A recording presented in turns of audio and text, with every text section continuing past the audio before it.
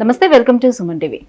చిగుళ్ళ నుంచి రక్తం రావడానికి కారణాలేంటి? ఇలా చిగుళ్ళ నుంచి రక్తం వస్తే ఎటువంటి సమస్యను ఎదుర్కొనే అవకాశం ఉంటుంది? అలాగే ఈ చిగుళ్ళ నుంచి రక్తం వస్తుంది అని దీనికి మనకి సిమ్టమ్స్ ఎట్లా తెలుసుకునే అవకాశం ఉంటుంది? ఈ విషయాలన్నీ తెలియజేసేందుకు మనతో పాటు ఉన్నారు ఎఫ్ఎంఎస్ ఇంటర్నేషనల్ డెంటల్ సెంటర్ నుంచి పెరోడాంటిస్ట్ డాక్టర్ అరవింద గారు. Hello ma'am. హలో సుజిత గారు. మ్యామ్, ఇప్పుడు చిగుళ్ళ నుంచి బ్లీడ్ అవ్వడం అనేది ఎందుకు జరుగుతుంది? చిగుళ్ళ నుంచి రక్తం రావడం మేజర్గా గమ్ ఇన్ఫెక్షన్ వల్లే జరుగుతుంది. అంటే మనకి టీత్ చిగురు మరియు ఎముక సాయంతో దవడలో ఫిక్స్ అయి ఉంటాయి.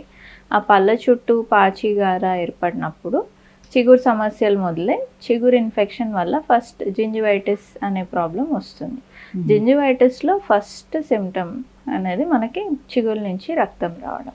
సో పేషెంట్ ఏదైనా గట్టిగా కొరికినప్పుడు, అంటే యాపిల్స్, జామకాయలు అలాంటివి, లేదంటే బ్రష్ చేసినప్పుడు బ్లీడింగ్ కనిపిస్తూ ఉంటుంది.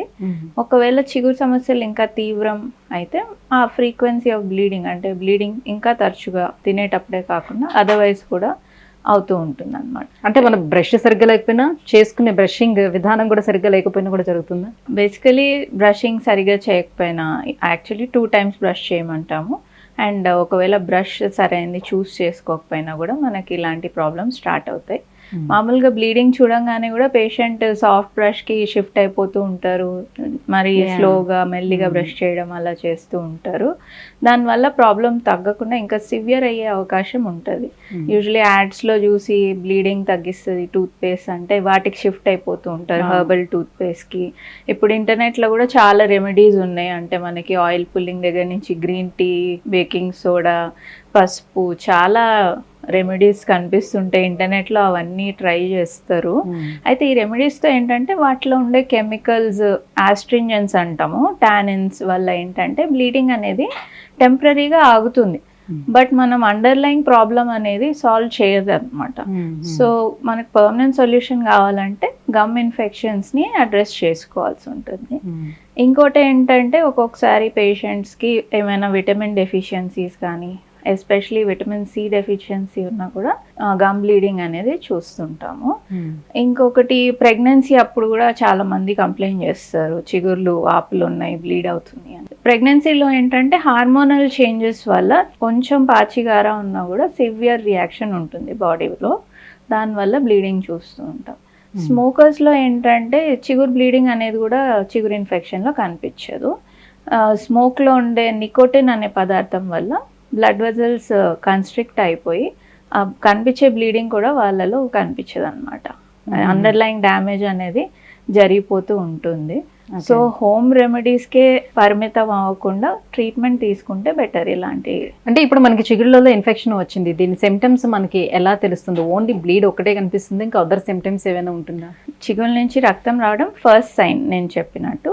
దాని తర్వాత బ్యాడ్ బ్రెత్ ఉంటుంది, అంటే నోటి దుర్వాసన ఉంటుంది, మీకు ఫుడ్ ఇరుక్కుపోవడము, పళ్ళ మధ్యలో గ్యాప్స్ ఉండటము, కొంచెం లేటర్ స్టేజెస్లో అయితే మీకు పళ్ళు కదిలిపోవడం కూడా చూస్తుంటాం అనమాట. సెన్సిటివిటీ ఒకటి, ఇవన్నీ ఉంటాయి. సో ఆ బ్లీడ్ అనేది ఎలా ఆపాలి, తగ్గించుకోవటం ఎట్లా? దీనికి మెయిన్ రీజన్ మనం చిగురు ఇన్ఫెక్షన్ కాబట్టి చిగురు ఇన్ఫెక్షన్ అనేది ట్రీట్ చేసుకోవాలి. ఇప్పుడు ఎర్లీ స్టేజెస్లో కనుక మనం ఐడెంటిఫై చేసుకుంటే దీనికి క్లీనింగ్ ఆర్ స్కేలింగ్ అనే ప్రొసీజర్ ఉంటుంది. అంటే పళ్ళ చుట్టూ ఉన్న గార, పాచి అనేది రిమూవ్ చేస్తాము. ఒకవేళ మీరు వచ్చేటప్పటికే బాగా సివియర్ అయిపోయి ఉంటే ఇన్ఫెక్షన్ అనేది, అప్పుడు డీప్ క్లీనింగ్, లేజర్ ట్రీట్మెంట్స్, లెనాప్ అనే ప్రొసీజర్ అవసరం ఉంటుంది. ఒక్కొక్కసారి చాలా తీవ్రమై ఉంటే ఒక్కొక్కసారి surgery, gum surgery, flap surgery అంటాము, అది కూడా అవసరం ఉంటుంది. ఇంకా వేరే కారణాలు ఏమైనా ఉన్నాయి బ్లీడింగ్కి అని ఐడెంటిఫై చేసుకుంటే, సపోజింగ్ విటమిన్ సి డెఫిషియన్సీ అంటే సప్లిమెంట్స్ ఇవ్వాల్సి ఉంటుంది.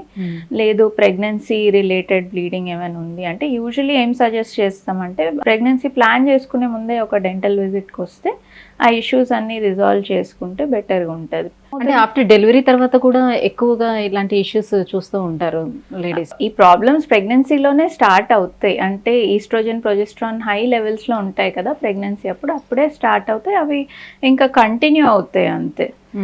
పేషెంట్ మోస్ట్లీ ఇంకా ఆఫ్టర్ డెలివరీ వస్తూ ఉంటారు, బికాస్ డ్యూరింగ్ ప్రెగ్నెన్సీ అన్ని ట్రీట్మెంట్స్ అంతా వెళ్ళరు కదా పేషెంట్స్, అవాయిడ్ చేస్తారు maximum, unless it's very painful avoid చేస్తుంటారు. కాబట్టి ప్రెగ్నెన్సీ తర్వాత వస్తుంటారు. బట్ ఐడియల్ థింగ్ ఇస్ మనం before we plan for pregnancy ఒక డెంటల్ చెకప్కి వచ్చి గమ్ ఇన్ఫెక్షన్స్ ఏమైనా డెంటల్ ఇష్యూస్ రిజాల్వ్ చేసుకుంటే ప్రెగ్నెన్సీ మీకు సాఫీగా వెళ్ళిపోతుంది. ఈ గమ్ ఇన్ఫెక్షన్స్కి ట్రీట్మెంట్ తీసుకున్న తర్వాత కూడా, అంటే తగ్గిన తర్వాత కూడా మళ్ళీ ఇది రిపీట్ రాకుండా ఉండాలి అని అంటే ఎలాంటి జాగ్రత్త తీసుకోవాలి?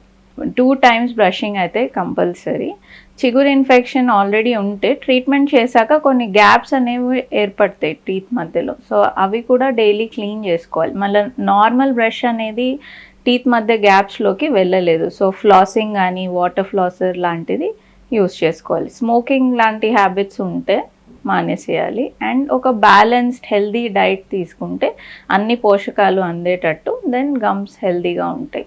సో గమ్ ఇన్ఫెక్షన్స్ వల్ల నోటి దుర్వాసన వస్తుందని చెప్తున్నారు, కానీ నాట్ ఓన్లీ గమ్ ఇన్ఫెక్షన్స్, ఇంకా అదర్ రీజన్స్ వల్ల కూడా వచ్చే ఛాన్స్ ఉంటుందా? చాలా బ్యాక్టీరియా ఉంటాయి మౌత్లో. గుడ్ బ్యాక్టీరియా ఉంటాయి, బ్యాడ్ బ్యాక్టీరియా ఉంటాయి. మనం తినే food bad bacteria break down చేసి కొన్ని సల్ఫర్ కాంపౌండ్స్ని రిలీజ్ చేస్తాయి అన్నమాట. ఆ సల్ఫర్ కాంపౌండ్స్ వల్లనే మనకి బ్యాడ్ బ్రెత్. ఒకటి మెయిన్ రీజన్ ఏంటంటే బ్యాడ్ బ్రెత్కి నాలుక పూత అంటాం కదా, టంగ్ కోటింగ్ వైట్గా టంగ్ మీద చూస్తుంటాం. టంగ్ని దగ్గర నుంచి చూసారంటే చాలా రఫ్గా ఉంటుంది. సో అది డైలీ క్లీన్ చేసుకోకపోతే దాంట్లో బ్యాక్టీరియా బాగా ఏర్పడి అదొక మంచి నిచ్ లాగా ఉంటుంది బ్యాక్టీరియా పెరగడానికి. సో అదొక మెయిన్ రీజన్ మీకు బ్యాడ్ బ్రెత్కి. నాలుక పూతే కాకుండా పుప్పిపళ్ళు. ఇప్పుడు పుప్పిపళ్ళు ఉంటే ఫుడ్ ఉండిపోతుంది, ఫుడ్ ఉంటే మళ్ళీ బ్యాక్టీరియా పెరుగుతాయి. సో ఇట్స్ అ సైకిల్ అనమాట. మీరు అన్నట్టు చిగురు సమస్యలు ఒకటి. దెన్ ఎక్కడైనా నోట్లో చీమ ఏర్పడింది అనుకోండి, అది ఏ కారణంగా పుప్పిపళ్ళ వల్ల కానీ, చిగురు ఇన్ఫెక్షన్స్ వల్ల కానీ, యాప్సెస్ అంటాము, లేదా జ్ఞానదంతాల వల్ల కానీ చీమ ఏర్పడిందంటే కూడా బ్యాడ్ బ్రెత్ అనేది ఉంటుంది డెఫినెట్గా. ఇంకొక మేజర్ రీజన్ ఏంటంటే డ్రై మౌత్. ఇది మన నోట్లో లాలజలం, సలైవా అనేది చాలా ఇంపార్టెంట్ రోల్ ప్లే చేస్తుంది.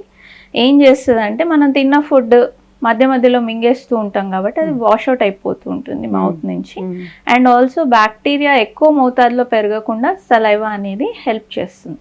ఎప్పుడైతే డ్రై మౌత్ ఉంటుందో పేషెంట్లో అప్పుడు కూడా బ్యాడ్ బ్రెత్ అనేది ఇంక్రీజ్ అయిపోతుంది. డ్రై మౌత్ ఎందుకు అవుతుంది వాళ్ళకి? డ్రై మౌత్ అనేది ఇప్పుడు డిహైడ్రేషన్ వల్ల అవ్వచ్చు జనరలీ.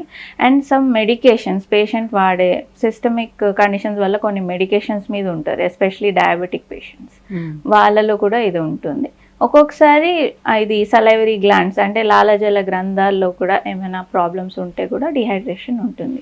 మీరు గమనిస్తే యూజువలీ మనం పడుకొని లేచిన తర్వాత కూడా కొంచెం బ్యాడ్ బ్రెత్ అనేది అబ్జర్వ్ చేస్తాం. అది ఫిజియోలాజిక్, ఇట్స్ న్యాచురల్. ఎందుకంటే మనం పడుకున్నప్పుడు సలైవా అనేది న్యాచురల్గానే తగ్గిపోతుంది. సో మనం లేవంగానే ఆ డిఫరెన్స్ అనేది అనిపిస్తుంది.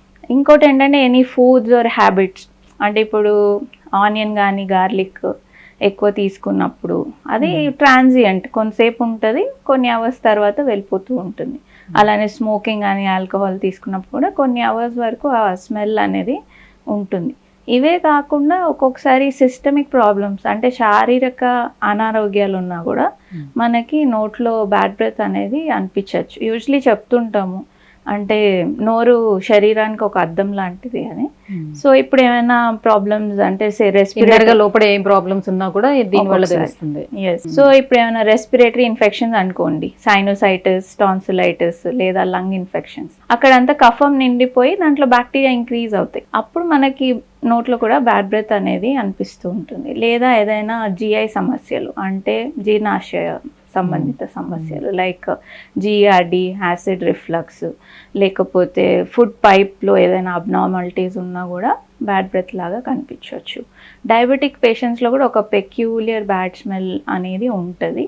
ఒక్కొక్కసారి liver failure patients, kidney failure patients ఉన్నా కూడా బాడీలో వ్యర్థాలు పేరుకుపోయి కూడా మనకి బ్యాడ్ బ్రెత్ అనేది చూడొచ్చు. ఇంకొక రేర్ కండిషన్ ఏంటంటే పేషెంట్స్ ఒక్కొక్కసారి వస్తుంటారు బ్యాడ్ బ్రెత్ కంప్లైంట్ తోటి. యాక్చువల్లీ వాళ్ళకి బ్యాడ్ బ్రెత్ ఏమి ఉండదు, కానీ కొంచెం సైకలాజికల్ కండిషన్స్ వల్ల కూడా వస్తూ ఉంటారు. వాళ్ళు they just don't need any treatment, వాళ్ళకి జస్ట్ రీఅష్యూరెన్స్ ఇస్తే సరిపోతుంది. జనరల్లీ ఇలాంటి దుర్వాసన వస్తుంది అని అంటే నోట్లో నుంచి కామన్గా అందరూ లైక్ ఒక స్ప్రేస్ వాడడం, లేదంటే ఇలాచి లవంగాలను తినటం, లేకపోతే మింట్ ఫ్లేవర్డ్ ఏవో ఒకటి తీసుకోవడం, ఇలాంటివి చేసి దాన్ని అవాయిడ్ చేస్తూ ఉంటారు. సో ఇట్లాంటి చిగుళ్ళ ఇన్ఫెక్షన్ని ఈ రకంగా అవాయిడ్ చేసుకుంటూ పోతే ఏమవుతుంది? నిర్లక్ష్యం చేస్తే. ఇవన్నీ ఈ ప్రోడక్ట్స్ అన్ని ఏం చేస్తాయి అంటే ఆ స్మెల్ని మాస్క్ చేస్తాయి, అంటే టెంపరీగా మన ప్రాబ్లమ్ని సాల్వ్ చేస్తాయి, బట్ అండర్లయింగ్ ఇష్యూని ఏం అడ్రస్ చేయట్లేదు. ఇలానే చిగురు ఇన్ఫెక్షన్ నెగ్లెక్ట్ చేస్తూ వెళ్ళామంటే ఇంకా పళ్ళు కదిలిపోయే అవకాశం ఉంటాయి అండ్ అల్టిమేట్లీ పళ్ళు కోల్పోతారు. సో ప్రాబ్లం చిన్నగా ఉన్నప్పుడు సాల్వ్ చేసుకుంటే బెటర్గా ఉంటుంది. సో చిగురులో ఇన్ఫెక్షన్ వచ్చేటప్పుడు మీకు పళ్ళు కూడా వదిలైపోతాయా? డెఫినెట్లీ. అయితే పన్ను చిగురు అండ్ ఎముక సపోర్ట్తోనే ఫిక్స్ అయి ఉంటుంది బోన్లో. చిగురు ఇన్ఫెక్షన్ తీవ్రమైనప్పుడు ఏమవుతుందంటే ఈ పాచిగార అనేది చిగురు కిందకు కూడా వెళ్ళిపోతుంది, వెళ్ళి ఆ బోన్ అంతా కరగదీస్తూ వస్తుంది. ఇది ఒక చాలా స్లో ప్రాసెస్. సో పేషెంట్ అంత గమనించరు. ఈ చిన్న చిన్న ప్రాబ్లమ్సే ఉంటాయి, బ్లీడింగ్, బ్యాడ్ బ్రెత్, సెన్సిటివిటీ ఉంటుంది, అక్కడక్కడ ఫుడ్ ఇరుక్కుంటూ ఉంటుంది, అంతే తప్ప పెద్ద ఇష్యూస్ ఉండవు. కాబట్టి చాలామంది నెగ్లెక్ట్ చేస్తూ ఉంటారు. ఆ బోన్ సపోర్ట్ అనేది బాగా తగ్గిపోయింది అనుకోండి, పళ్ళు మెల్లిగా కదలడం start. అది ఇంకా సివియర్ అయిందంటే పళ్ళు లూజ్ అయిపోయి ఇంకా ఊడిపోతాయి. అంటే ఆ టైంలో ఇంకా అప్పుడు ఇన్ఫెక్షన్కి ట్రీట్మెంట్ తీసుకున్న ఎటువంటి రిజల్ట్ ఉండదు అంటారా? అంటే అన్ని పళ్ళు ఒకేసారి వదులవడం అనేది చాలా రేర్. యూజువలీ ముందర పళ్ళతో స్టార్ట్ అవుతుంది. ముందర చిన్న టీత్ ఉంటాయి, కింద దవడలో ముందర పళ్ళు స్టార్ట్ అవుతాయి కదలడం అనేది. సో అట్లీస్ట్ 1-2 పళ్ళు కదిలినప్పుడు వచ్చినా కూడా మిగతా టీత్ అట్లీస్ట్ మనం సేవ్ చేసుకోవచ్చు. సో కొంతమందికి చిగుళ్ళు కలర్ చేంజ్ అయి ఉంటాయి మ్యామ్. అయితే రెడ్డిష్ లో ఉండొచ్చు, లేకపోతే కంప్లీట్ ఒక బ్రౌన్ కలర్ లో డార్క్ కలర్ లోకి వచ్చేస్తుంటాయి. అది కూడా ఇన్ఫెక్షన్ కి రీజనా, లేకపోతే బేసిక్ వాళ్ళకి అలా ఉంటుందనా? ఇండియన్ పాపులేషన్ లో మనకి ఇది డార్క్ గా ఉండడం అనేది కామన్. అంటే బేసిక్లీ మనం బ్రౌన్ కదా మన స్కిన్ కలర్. సో గమ్స్ లో కూడా మెలనిన్ పిగ్మెంట్ అనేది ఎక్కువ ఉంటుంది కొంతమందికి. ఒక్కొక్కసారి ఏంటంటే ఫేస్ కాంప్లెక్షన్కి చిగురు స్మైల్ చేసినప్పుడు చిగురుకి కొంచెం మిస్ మ్యాచ్ ఉంటూ ఉంటుంది.